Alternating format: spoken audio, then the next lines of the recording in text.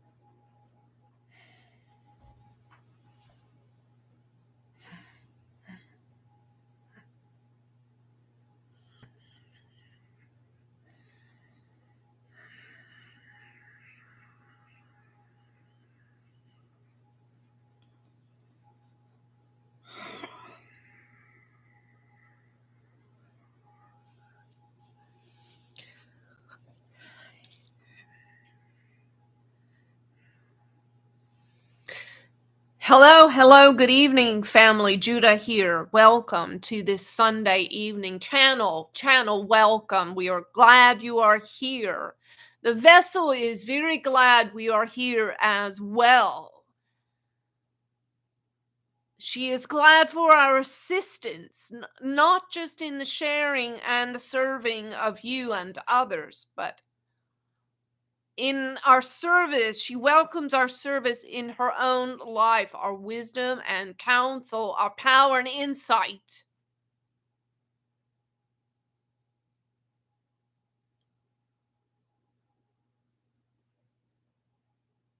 And we will begin by answering a question issued by a lovely young woman this week to this channel, and it was regarding a conflict she has in her spiritual understanding and practice. She wants to ask for the help of angels and archangels, beings such as ourselves, but sometimes she feels that in so doing she has neglected or diminished in some way her higher self.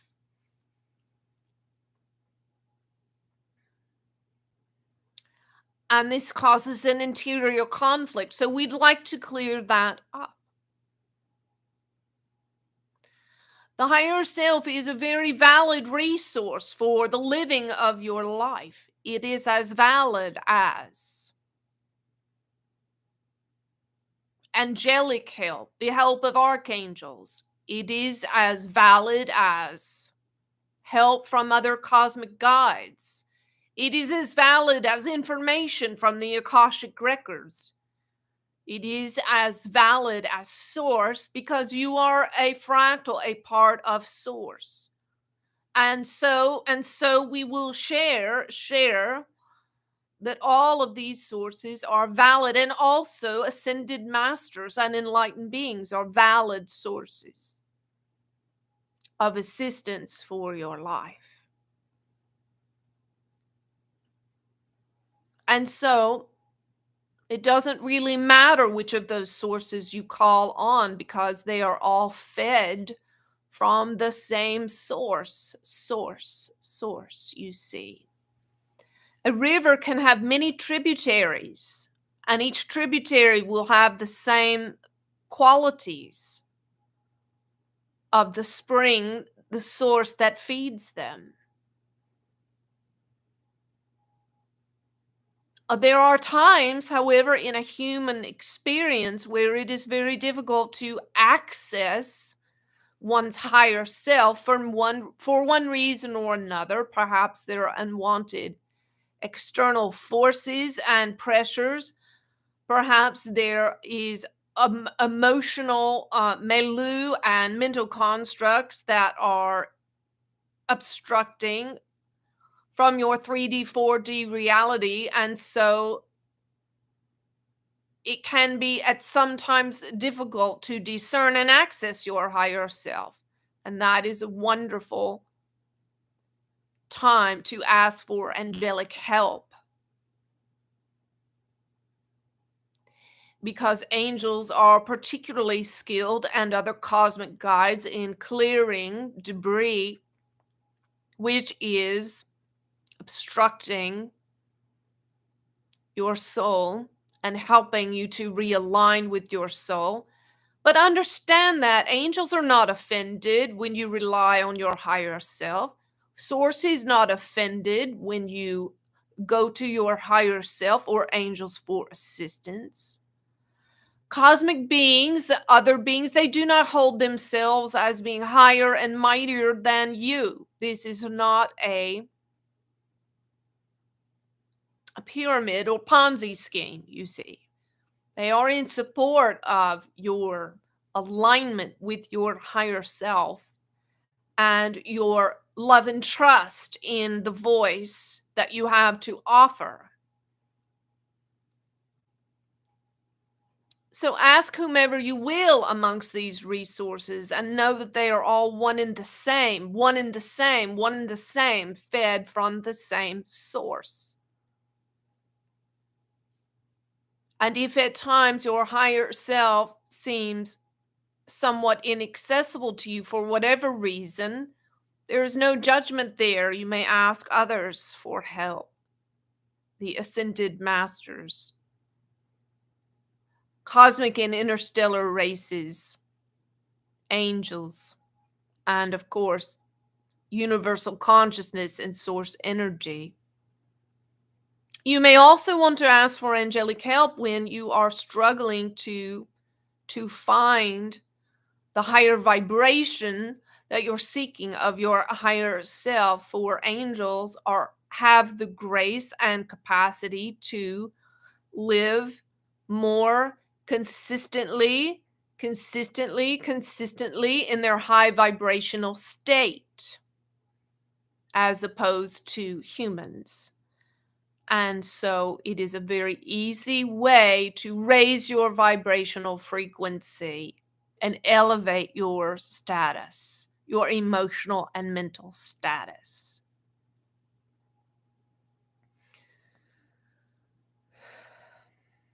Okay, the vessel needs us to do a quick emotional clearing. And if you need one as well, please partake.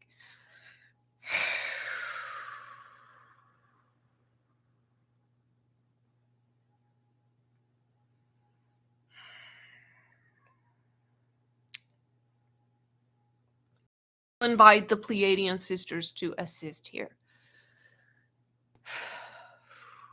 Ai shi ni ituko shai sa ve she u ai ino shawa unawa ai kiti rate ute ra ate ra ishite etaka ai te ore rate taka ai itaka ishte etaka te oriata itaka ito ushte Cheka a to I, itaka ratsa uche itaka ite.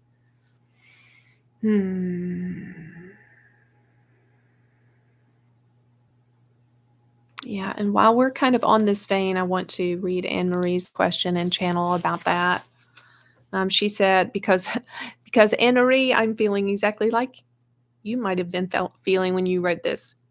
It says, is it normal to feel emotionally up and down while shifting into 5D?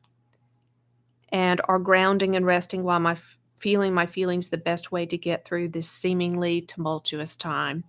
Well, I can't answer for everybody, Anne-Marie, but I can tell you that for me, it has definitely been normal to have emotional ups and downs while going through this shift into being more and more of our 5D unlimited beautiful soul being in alignment with that part of us, remembering all that part of us.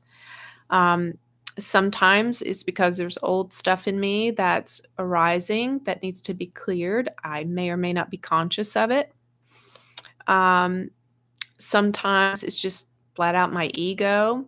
Sometimes it's other people and situations in my environment that are affecting, my emotional state, or I'm allowing them to affect my emotional state. And I do the best that I can to take responsibility for my part, to meditate, to use inquiry, ask angels for help, and keep my side of the street clean. But for me, yes, it's been very, very normal to have emotional ups and downs. And one of the ways that I know that I'm in my 5D state, that I'm not being affected by people and circumstances in my material world, 3D, and I know that I'm not being influenced in the moment by old mental, emotional constructs that aren't serving me. One of the ways I know that I'm free in those moments that I'm in 5D is I feel very peaceful. Whatever's going on in my environment doesn't really push or pull me at all emotionally. I'm not judging anything, myself or others. When things are going down and I'm in a 5D state, I can just kind of observe them and they don't really pull me off track. And so as you keep pressing in and moving on, doing the work that you're doing, the beautiful work you're doing, you'll have more and more and more of those moments. And I do too. I have more and more and more of those moments. And then there are days that I just blow it, and that's okay too.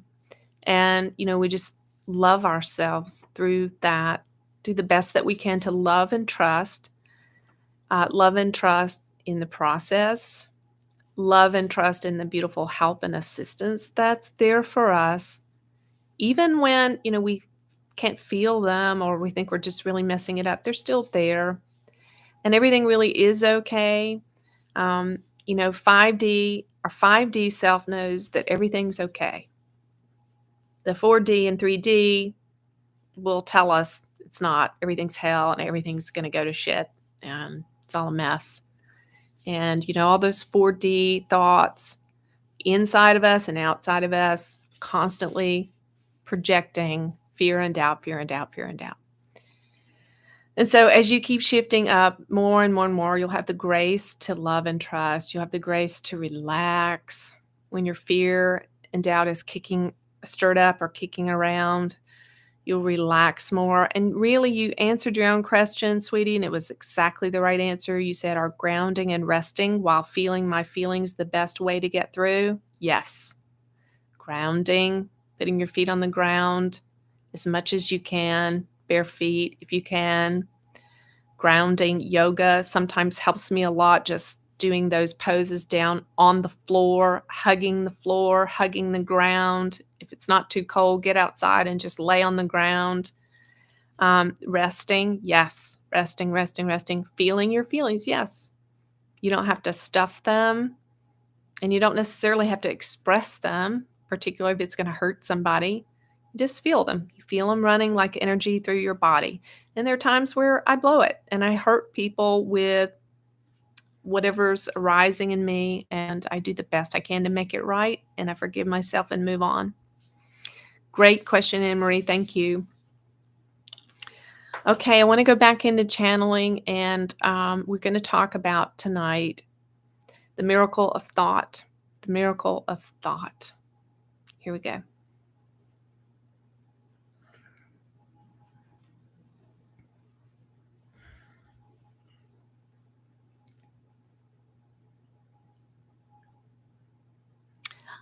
Yes, dear ones, Judah here again. So let us tell you a little bit about the differences between you and us. We think thoughts as well, obviously, and in the realms of the fifth dimensional and up through the higher dimensions, all beings, billions of beings, angelic and interstellar, of many myriads of races are all thinking just like you. And for higher dimensional beings, the difference is that we reside in an expanse that is not restricted by time, limitations, by space. And in these expansive areas where we are unlimited beings, our thoughts are instantly manifested. We think it is. We think it is. We think it is. Instant manifestations. This is the miracle of thought. Now, here's the scary part. Hold on to your hat. You also have the miracle working power of thought. You think it and it is. You think it and it is. You think it and it is. Now, you live in a lower density, and so sometimes there is more of a lapse between when you think it and when it manifests. Whereas in our higher realms, we think it and there's instantaneous manifestation. The two are literally simultaneous, the thought and the manifestation. But you also are existing in this paradigm of the miracle of thought. You see, there is no neutral thought. There is no neutral thought. Whatever you think has power. And whatever you think is creating a thing. Your thoughts are constantly creative. They are creative in nature.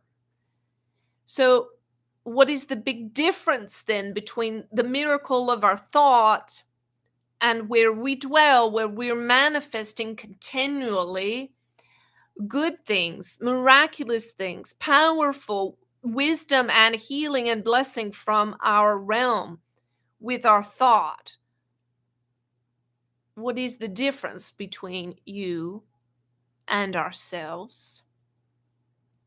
The difference is that we have a higher mind, a connection to source, and we have what you would call in your realms self-control over our thoughts. We are aware, we are always aware of our thoughts, and we are aware that they are creating. And because we live in a realm of unconditional love and full blessing of wisdom and the source of all knowledge, our thoughts are not inaccurate. We do make mistakes sometimes, we will say, in reading energies in situations, but we are not typically aligned with lies. We are aligned with truth and love. You see, that is the difference. And so for you, some of you want to have instantaneous, miraculous manifestations of your thoughts and your wishes, but we hate to inform you that that's probably not what you really want. Because until you have your more self-control and awareness around your thoughts. And so there is a grace that comes at times. There is a grace from higher dimensional beings to slow down or interrupt the manifestation of your thoughts. And that's not always the case. Sometimes we simply allow you to experience the consequences of your thoughts. For really, this is the only way that you begin to learn. So we would ask you to be mindful, to think about what you're thinking. And of course, the goal, the higher goal is to be of no mind and no need to think, just being present and addressing whatever presents itself in the moment with the action of will. without thought, addressing it with the action of will without thought, and being aligned with your higher self and source. And so higher beings, enlightened beings, have no need for thought. It's not a needed tool in their tool belt. And these beings prefer not to think about much at all. Now, the mind, of course, can be used as a tool for processing and activation. But we are talking about, well, the mind can be like a junk drawer in your kitchen.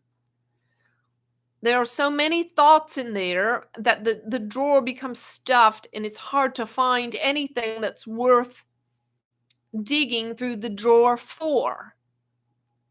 And the older you get, the more stuff you have stuffed in your mind.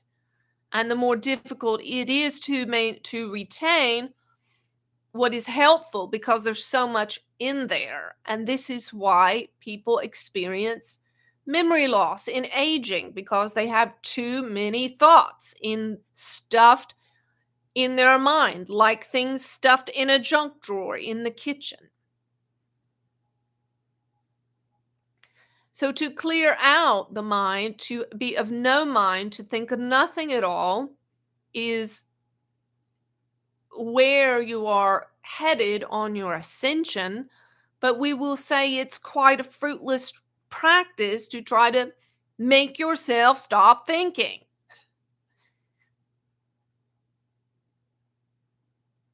It's like trying to make a dog stop chasing its tail. So when you meditate, you can begin to train your mind to relax. So if you can't get the mind to stop thinking, don't bother with that. Instead, try to get the mind, the fearful parts of the mind, to relax. To relax and relinquish attachments. And this is the value of meditation, is that it helps you to release your attachments to your thoughts. You see, thoughts are very pompous. Every thought you thinks that it is very, very, very important, and that you should pay attention to it. And so thoughts, though, are not. They are just not that important. And thoughts are energetic in nature. They are like little entities, little living beings. They want to be fed. They are like little babies, little children that demand to be fed, to be fed, to be fed, and to be held and be coddled. So they are like living entities. And if you feed a thought, it will most certainly grow. And it will come back hungry for more. So the thought you think wants you to pay attention to it, and then it wants you to feed it so that it can grow. And if you feed it, it will most certainly grow.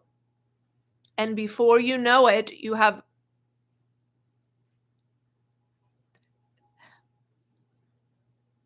this entity, thought entity, is much too big and taking up too much space rent-free in your head. So the goal in ascension is working towards no mind. No mind. And this is a characteristic of enlightened beings. They don't like to think. They don't want to think. They think as little as possible. They are simply in the moment, engaged with the will, with what is in front of them. They are not thinking about the past or about the future, because those things do not exist. There is only the now. But so assuming that we're not there yet, You may start by thinking about your thinking. Since you can't stop the thinking, try thinking about what you're thinking. Why did I just think that? Let it come up in your awareness. You see, this is the problem, is not paying attention to what you're thinking, and all this creating and manifesting is happening while you're asleep at the wheel. Think about what you're thinking. Is it true? Are you absolutely certain that it's true? Are you absolutely certain that it's true? If it is true, is it serving you to think about that thought? Is it serving you to give it your attention? Is it serving your higher fifth dimensional self to continue to focus on that thought, to feed it, to grow it, to coddle it, to give in to its demands? If you are taking the course, you know about the sunflower strategy. You just need to turn towards something else. If you keep giving your attention to a thought, it will continue to expand. So if it's not something that you want to manifest, better to stop dead in your tracks.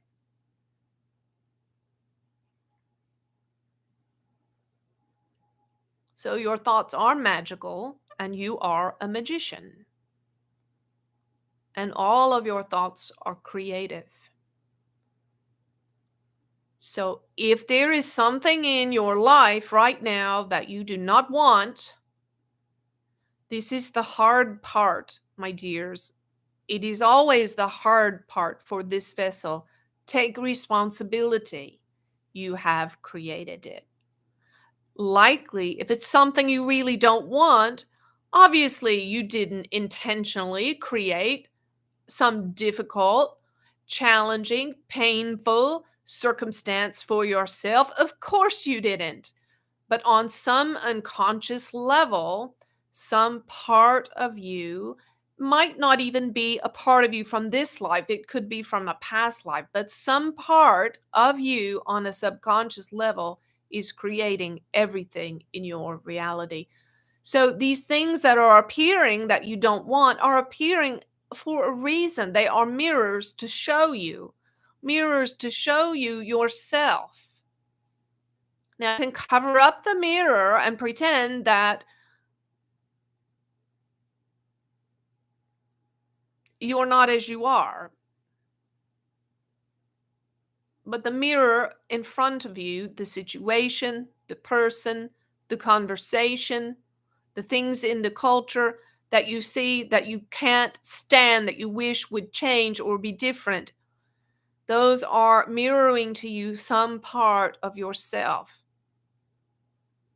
Some part. And we know this is a hard lesson to hear. We know it's not fun and uncomfortable. We know it feels especially difficult if you have been a real victim. And we know that there are some of you who experience real, true trauma. But you cannot cease to be the victim and rise above the trauma without this understanding. And so we share it because we love you and care about you and want you to overcome. Now we will share with you, this vessel has a child who has had many, many difficulties raised by a loved one, an alcoholic loved one, and predisposed to a lot of difficulty as a result.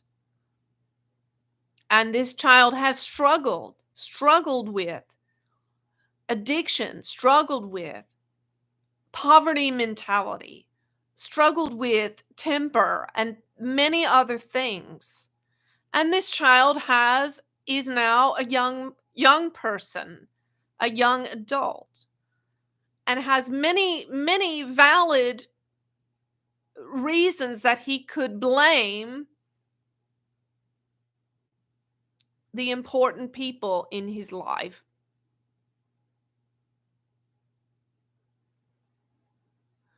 But this will not serve him well. What will serve him well is to now take responsibility for creating the present moment for himself, being aware of his thoughts and creating something different.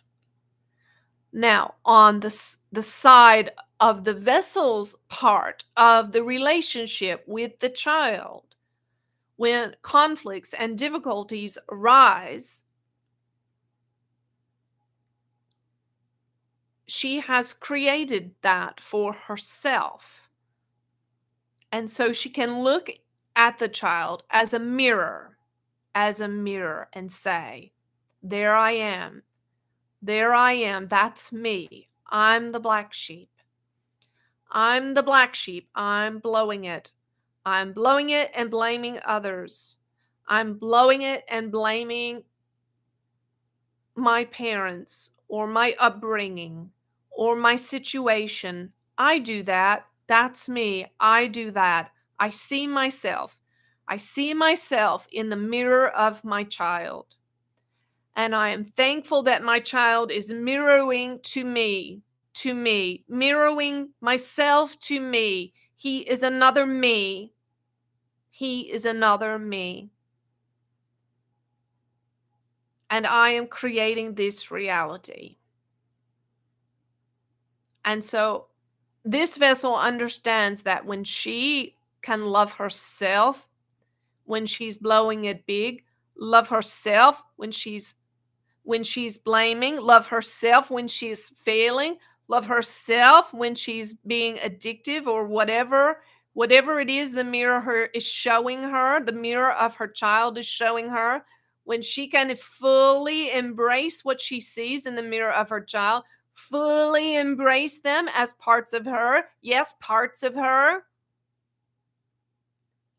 and forgive and overcome, then the situation will shift and the child will be a different person. And this will be the result of her creation. We are one. We are one. It is so. It is so. And it is not just the beautiful, loving, high vibe, peaceful, powerful, gentle one in front of you that is mirroring yourself to you. It is also the most unlovely, the most unworthy, the most struggling, the one that is the most in pain, impoverished, and suffering. That one also is you as well. And the Master Jesus spoke very plainly about this. He said, I'm paraphrasing here. You think that you're loving? Hogwash.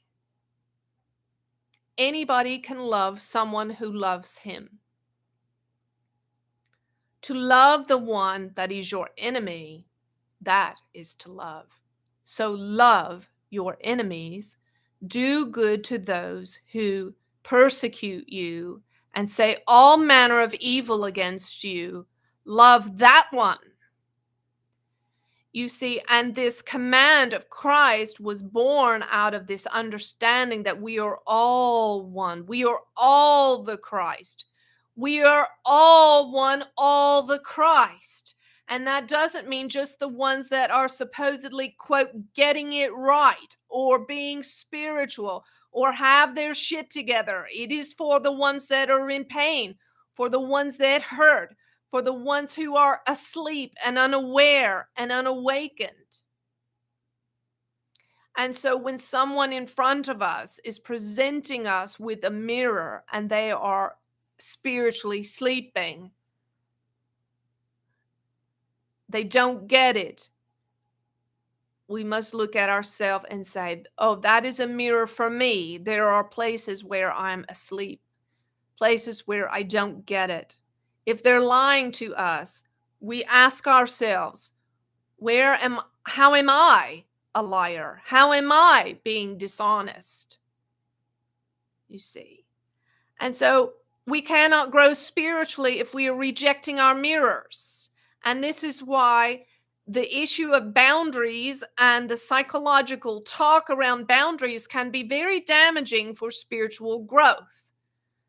Because boundaries, the setting of boundaries, can be an excuse to separate yourself from someone that you don't like, their behavior. Now, we're not asking you to allow someone to physically, sexually, or psychically abuse you, okay? But understand that otherwise we can use situations as an excuse to withdraw from our mirrors because we don't like what we're seeing in the mirror. We don't like what that person is showing us about ourselves.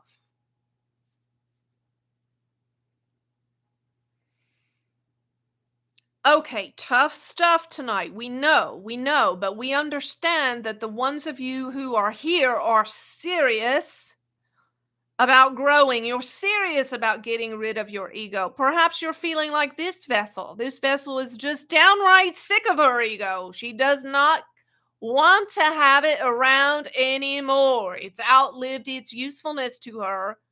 She has no use for it. She wants to put it out in the trash.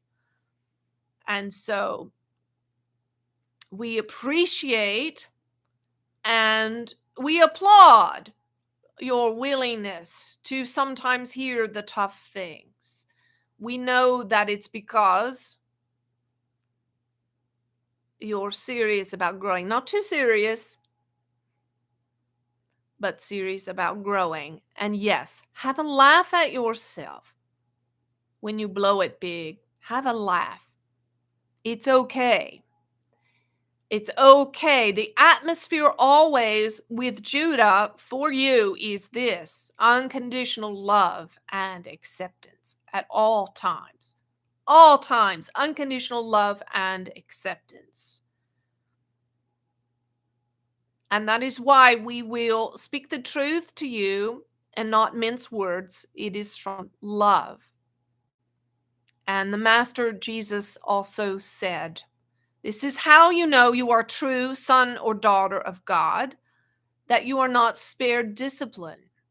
What would you think of a parent or parents who allowed their children to do anything that pleased them and never gave them guidance or correction or discipline of any sort? Well, that wouldn't be a really good way to grow up. And so if you invite us into your life, and we believe that you have because you are here, know that we will discipline you as we discipline this vessel quite regularly as needed. And we do it out of love, as a loving parent would discipline a child.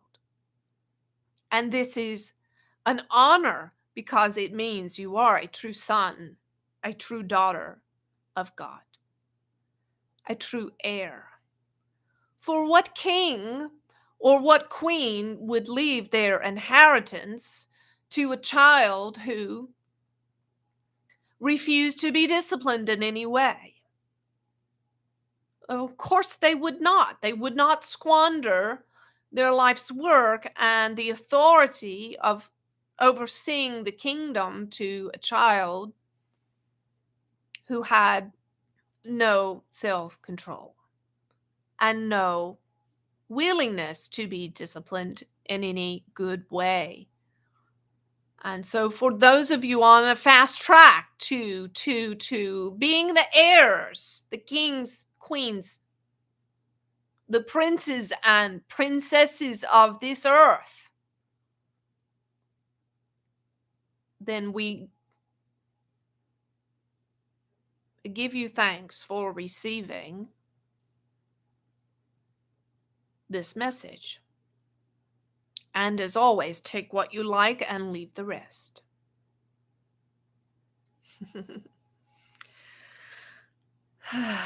Okay, I really needed that. I hope it was for somebody else too and not just me, but I thank you very much for being here.